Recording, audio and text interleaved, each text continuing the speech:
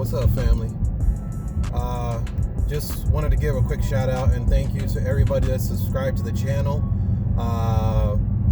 Just the other day when I looked at it, it was at 10 subscriptions, and then all of a sudden it became 19 as of today, as I'm speaking right now. So again, I just wanted to give you guys a quick thank you, for subscribing to the channel, and thank you so much for just showing some support. I truly do appreciate it. And any questions that you have, comments, please go ahead and post them in the channel below. Let me know if there's something specific you want to know about the car, or something, if you have any ideas that you have for the channel or anything like that that you want to share, feel free to do so anytime. But again, I appreciate you guys. Woo, my car, man. So just taking a quick drive out, and wanted to talk about a couple things today. So the other day I was covering the dash cam, so I'm gonna go over a little bit of information on that here in just a second. But I'm actually still at work right now. I'm actually on lunch right now, so I gotta go get back to work pretty soon. But just gonna stop by, grab something to eat real quick. So I just wanted to do a quick drive, and then we're gonna talk about setting up the car and what I would like to see like on the middle console.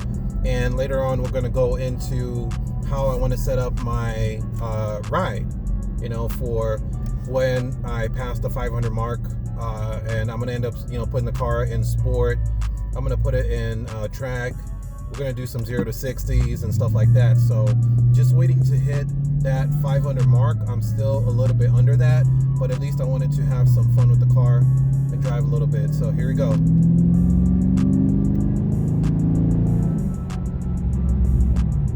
Oh man, this car is insane, y'all. Just wanted to do a quick pull. I don't know if you guys can hear that. I know the audio is not the greatest, with my phone, but at least I wanted you guys to hear that a little bit. So I'm gonna do another quick one. Let's make sure there's nobody around.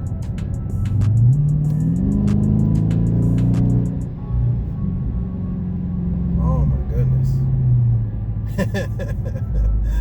Oh man, this car is so much fun, y'all. I can't wait to just open her up a little bit more. So I'm gonna pick up some food real quick, and then I'm gonna post a video with some information on the dash cam, and then also some of the settings, just a little bit of the settings that I want to see on the console, right here where the speedometer is basically, and just kind of how I want it set up. And then I'll go over on the next video how I want to set up my ride. So stay tuned, guys. There's a lot coming to this channel. I know I'm just doing little by little right now, but trust me, things will start to pick up here pretty soon. But it's also kind of hard to make content right now, considering with the weather, with the snow. I don't know what the rest of the week kind of looks like, but it looks like we might get some rain and snow again, so that's not really fun to deal with. But in the meantime, just stay tuned, and I appreciate all of you guys just subbing to the channel, and just showing some love in the comments. So again, truly appreciate it. Stay tuned for more, guys. All right, y'all. So this is basically how the setup's gonna look. You have the camera right here, which has 1080p recording, and I know it's not really clear in the video, but basically anything that moves in front of it, it's gonna record it. Even at night, it doesn't matter. As long as your windshield is clear, you're good to go. It's going to record every single thing. It's going to save it. I do have a SD card already in there. Let me see if I can actually pick it up a little bit better. There you go. So it's going to turn off, but it's actually charging with the little power brick that I have over here. So you can see that's working to charge this. So basically I just leave it overnight, and it's going to pick up any recordings that's going on. But like I said, since it doesn't send any information to the phone, then I actually have to pick up a new dash cam that I actually want with that type of feature. But this camera is actually pretty good, and just so you know what it is a C450 8-band dash cam. This thing's actually pretty dope, guys. I would still recommend it, even though it doesn't upload to the cloud. But it's recording right now. I know you can't see the little lights on it, but it does have a little blue light. I know it's really hard to see, but there's a little blue light that just indicates that it's recording, and then there's another little red light that shows that it's actually charging from this little power brick. So this thing can actually stay on pretty much all night. And that's the good thing about this. So during the day, all you have to do is just charge the little power brick and you're good to go. So just wanted to cover that for you guys in case you're wondering.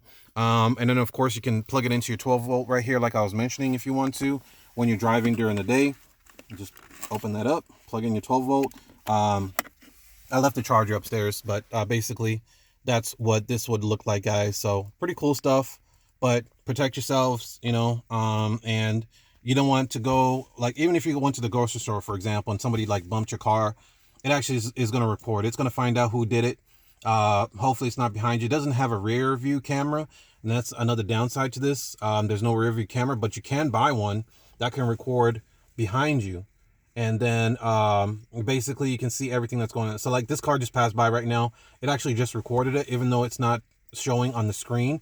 But once you pause the video, or once you turn on the camera, it's going to show you the little video. And basically what you do is just go to the mode, and I'll just show you guys real quick if I'm pushing the right button here. All right, and then it's going to show you everything that's happened within that time frame. So you push OK.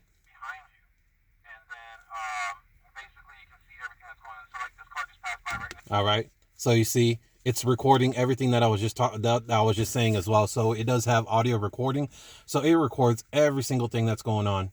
Pretty cool camera, guys. I would recommend it. And as you can see, the little record button is there. So it's a live feed. It stays on for quite some time. You can see the little charge icon right here on the bottom. Guys, get a dash cam for your car. It's very, very important. But let's get into the next topic. Enough with the dash cam. If you have others that you want to recommend to me, feel free to do so in the comments below, and then we'll talk about that later. But I did want to get into some of the settings that I want to set up before I hit that 500 mark on the vehicle, and how I want my car to kind of look, and how I want it to drive. So we'll get into that here in just a second, so stay tuned. All right, YouTube fam, so it's time to check out some of the settings in the 2021 Dodge Charger 392 Scat Pack. Just want to go over some of the settings that I would want to have on this car. Man, I love that beat. Look at that. That's so dope. So just wanted to touch on a couple things, guys. So let's check this out. How you actually get to your menus is this little dial right here. Obviously, you know, your select buttons and everything. And that's obviously for your cruise control. So don't really have much here, but if you had the adaptive cruise control stuff, or adaptive lane keep or whatever, then those buttons would be there. And then these are your phone buttons, or these are your phone buttons right here. So anyway, let's get into this center cluster real quick, just so we can see what's going on. So you have your speedometer, you have your PSI there, but you actually can change this. So I'm going to click right here and get to your coolant temp. It's pretty dope. Your trans temp, your oil temperature, oil pressure, oil life, your battery, your air intake. That's pretty dope. Your engine torque, your engine power. Man, that's a lot of stuff. And these are your lap times, of course. You know, your quarter mile, braking distance. That's pretty dope. I want to check that out later. Your G-forces, peak G-forces. Nice. Lap times, lap history, so you can brag about it. Top speed. I don't even know where that came from because I didn't hit that. So all right, 0 to 60s, 0 to 100s, 8th mile, quarter mile. Okay, so it just goes in a circle there. Nice. I really like that. All right, so I noticed something about this. There's two of these. There's actually the wow, and that's actually pretty bad, 14.3. It was actually higher than that, but again, the fuel consumption on the car is going to be higher when you're still going through your braking period, just so you know. And actually this before you change you do an oil change. So we're going to be going through all of that, guys, later on. just so you know. So if you see 14, yes, it is real, but don't freak out, because as far as I understand, oh, yeah, and there's the low dash cam. But anyway, as far as I know, the fuel consumption is going to be much higher in your first braking period. But if you're driving in the city and you're not really doing too much, keep in mind it's going to be about 15, to 18 miles per gallon, depending on how you drive and depending on the mode that you have it in. I've had it in eco mode. You can see the little green leaf at the top there, over just below the 28 degrees temp. So when I drove just a little bit earlier, I was just basically feathering the car a little bit, and then I kind of pushed the gas a little bit, so that's probably why it's dropped quite a bit. And then was idling for a bit too, so that's actually not legit. But there are two settings here. You have your current MPGs. If you click right or left on this, it's going to show you your range and your current MPGs. So just so you know, there is a setting for the current MPGs. All right, so there's only two settings there. Perfect. I like the current though, just so you can see that. And then you have your trips, A and B, device. That's for Apple CarPlay. So if you want to have your Apple CarPlay actually show here, it does show. And I'll show you guys that a little bit later when I get a chance to drive. I'm gonna be heading to work here pretty soon, so that's why I can't do it right now. And then you have your messages, for any text messages or whatnot, or messages from the car. And then you have your screen setup. So this is what I wanted to get into.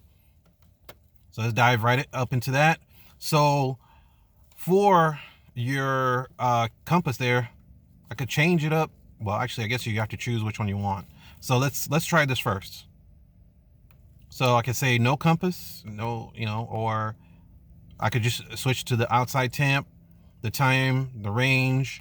So you can set this up however you want, right? You can show your trips instead. So we're gonna leave it on a compass for now. So I'm gonna hit OK. So settings saved. So you can change the center, do the same thing as well. Do you want your audio? Do you want your digital speed up there instead? Do you want nothing? Your compass, temp, time, range.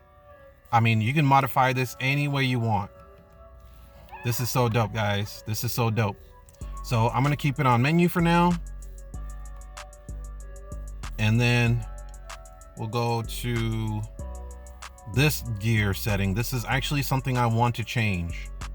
So we're gonna put it on single because I don't need to see all that. Okay. And then for the odometer, you can actually hide that if you don't want nobody to see it. But I want you guys to see that, so we're gonna leave it on there. Your current gear, that's something I definitely want to see. We're gonna put that on so I can see my gear. So once I change gears to 1, 2, 3, 4 up to 8, it's gonna show right next to that P. And then you can restore it to defaults if you want to change everything back to what it was before. The upper corner there, same thing. You can change whatever you want. The time, range, average, MPGs, your current miles, and everything. So we're gonna leave it for the temp for now.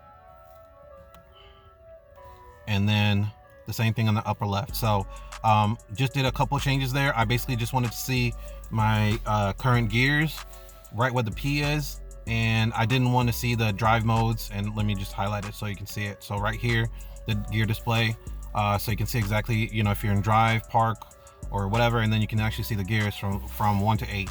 So that's basically what I wanted to see personally. So that's how you change that, and it's pretty simple, guys, not very hard to do. All right, guys, so I got a little bit of time left. Just wanted to touch on something really quickly. So another way to just protect yourself is the assist. So this is actually pretty cool technology, and I wanted to touch on it just real quick. So you have a couple things. You have on your mirror, I don't know if you guys can see that, there's an assist button there. Sorry for the zoom there. There's an assist and there's a SOS button. So if you ever get stuck anywhere, you just basically hit those buttons and it's going to dial out for assistance. Now there's another button here too that you can hit.